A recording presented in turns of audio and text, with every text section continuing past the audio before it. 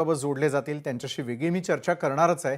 मात्र नीलमताई, पहिला महत्त्वाचा प्रश्न, गेले कित्येक वर्ष तुम्ही देखील या महत्त्वाच्या विषयांवरती काम करताय, महाराष्ट्रातल्या अनेक केसेस सॉल्व्ह करण्यामध्ये मदतही केली। मला सांगा, बालसुरक्षेच्या दृष्टीने अशा घटना रोखण्यासाठी यंत्रणा नेमकी कुठे कमी पडताना दिसते? त्या आईशी बोलले त्या मुलीच्या मातोश्रीशी, आणि एक असं दिसतंय, जुन्नर आणि खेड आणि आंबेगाव भागामध्ये, राजगुरुनगरमध्ये मी अनेक वर्ष स्त्रियांचे गट तिथे उभं करण्याचं काम केलेलं आहे।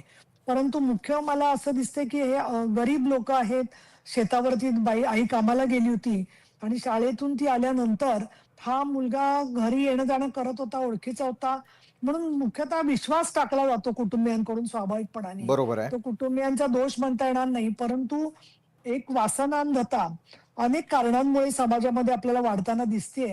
आणि त्याच्यामध्ये सारखं रील्स मधून येणारे काही गोष्टी, ब्लू फिल्म्स असतील, बरोबर। काही औषध वासनांध लोक घेतात। आम्ही नागपूर, संभाजीनगर, अशा पुणे इथे सगळ्या केसेस झालेल्या पाहिल्या की सातत्याने त्यांच्या मनामध्ये कुठल्याही स्त्रीचं शरीर पाहिलं तर फक्त स्त्रीच्या शरीरासाठीच वखवकलेले असल्यासारखं, प्राणी म्हणजे प्राणी सुद्धा खरं तर असं वागत नाही मादीशी, खरंय।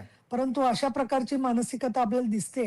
तर आज माझं संदीप गिल, आमचे जे पोलीस अधीक्षक आहेत, त्यांच्याशी बोलणं झालं आणि बरेच दिवस मी म्हणते आहे पोलिसांना की दाते साहेबांनी पण मान्य केलेलं आहे ते की दक्षता समित्या या परत कार्यरत केल्या पाहिजेत। मधल्या बरं। काळात काय झालं विशाल, की भरोसा सेल चांगले सुरू झाले, पण ते कौटुंबिक हिंसाचाराबद्दलचे बरोबर आहेत। आहे। परंतु या ज्या मुलींचं लैंगिक शोषण किंवा अत्याचार, बलात्कार, मुलींचं अपहरण, ड्रग्ज घेऊन मुलींवर होणारे हल्ले, त्यांना गायबच करून टाकणं, या प्रश्नांसाठी भरोसा सेल पुरेसा नाही आहे। तर खरंय। समाजातली माहितीची वाहिनी ही पोलिसांशी विश्वासाने जोडली जाण्याबरोबर पुरुष वर्गामध्ये, विशेषतः तरुण मुलांमध्ये अधिक मोठ्या प्रमाणात स्वतःवरती जसे त्यांचे अधिकार आहेत स्वतः, तसे मुलींशी पण आपण नीट वागलं पाहिजे, त्यांच्यावर असा अत्याचार करता कामा नये, अशा प्रकारचे थोडे प्रबोधनाचे कार्यक्रम घेणं आणि त्याचबरोबर या केसमध्ये शिक्षा होणं, फाशीची शिक्षा होऊ शकते।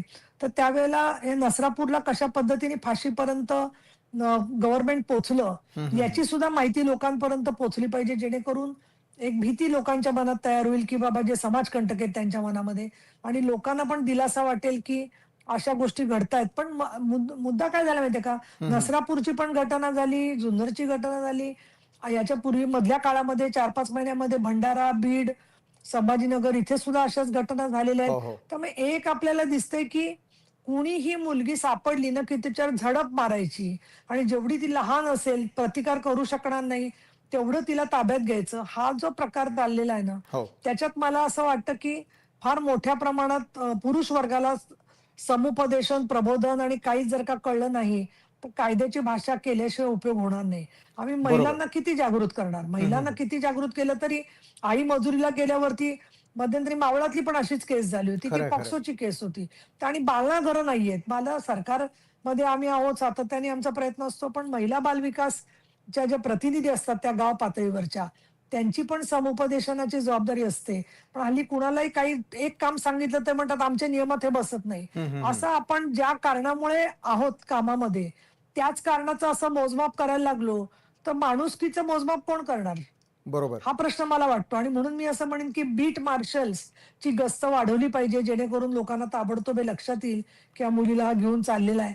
पण खरं सांगायचं तर सगळं पोलीस करू शकत नाहीत काम, समाज हा मुलींचे रक्षक झाला पाहिजे असं मला वाटतं। बरोबर आहे। पण नीलमताई, आज ज्यावेळेला या घटना आणि त्या घटनेसंदर्भातली घटना लगेच समोर आल्यानंतर तुमची प्रतिक्रिया आम्ही देखील दाखवली।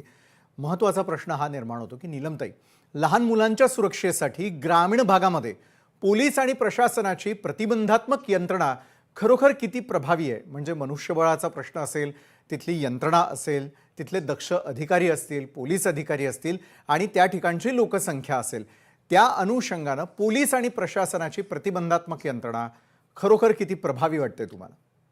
तर मला असं वाटतं की फारच म्हणजे लोकांच्या चांगुलपणावर विश्वास ठेवून चाललेलं आहे, सगळं चाललंय ते। अच्छा।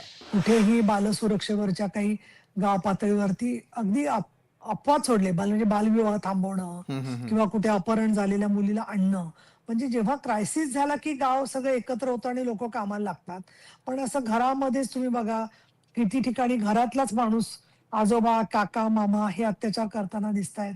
त्याच्यावरती कोणी बोलायला तयार नसतं आणि म्हणून पोलीस पाटलांची पदं सगळीकडे भरली गेली पाहिजेत. काही बरोबर. गावांमध्ये पोलीस पाटील आहेत, पण पोलीस पाटलांचा सगळ्यांशी संवाद असतो तसं नाहीये.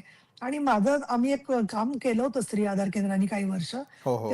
परंतु त्याला तसा व्यापक पातळीवरती फार अडचणी आल्या, कारण बॉम्बस्फोट किंवा दंगे अशा गोष्टींमध्ये पोलीस फोर्स मग पोहोचू शकत नाही, कारण प्रशिक्षण किती वेळा करणार तो. बरोबर आहे. अशा वेळेला कायदा सुव्यवस्थेचा प्रश्न जेव्हा येतो, त्यावेळेला आमच्या लक्षात आलं, की आपले कॉन्स्टेबल जे आहेत, त्यांचा जास्तीत जास्त संवाद फक्त दंगा झाला की त्यांना आपण पाठवण्यापेक्षा एरवी सुद्धा लोकं विश्वासाने त्यांच्याकडे माहिती येत असेल, तर गावातले लोकं आणि त्यांचा चांगला संवाद होऊ शकतो. हं, हं, हं. एक शेवटचा मुद्दा विशाल, हं, हं. काय झालंय, आपल्या प्रचंड मोठ्या प्रमाणात आपल्या समाजाचं राजकीयकरण झालेलं आहे याच्यासाठी, हो, हो. की प्रत्येक गावातला युवक उठतो, तालुक्याला जातो. हं. तालुक्याचा उठतो निघतो आणि जिल्ह्याला जातो.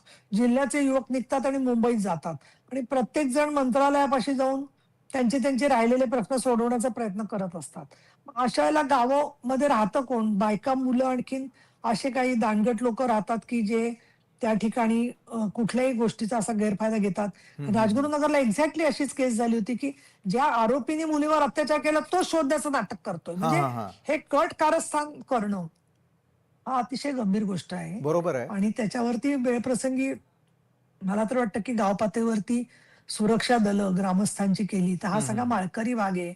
लोकं तसे ज्याला आपण म्हणू, की देवाच्या बद्दल आस्था ठेवणारे आहेत. हं, तर हं. त्याच वारकरी मंडळींमधून काही आपण सुरक्षा पथकं केली, तर लक्ष राहील असं मला वाटतं. बरोबर आहे. मात्र ही विकृत मानसिकता आहे या संपूर्ण घटनेतून पुन्हा पुन्हा समोर येताना दिसते. नसरापूर प्रकरणातही तेच झालं होतं नीलमताई. आरोपीला पीडित मुलीपर्यंत पोहोचण्याची संधी कशी काय मिळाली हो? म्हणजे काय आहे की स्थानिक पातळीवरती अधिक सतर्कता आवश्यक होती किंवा असायला हवी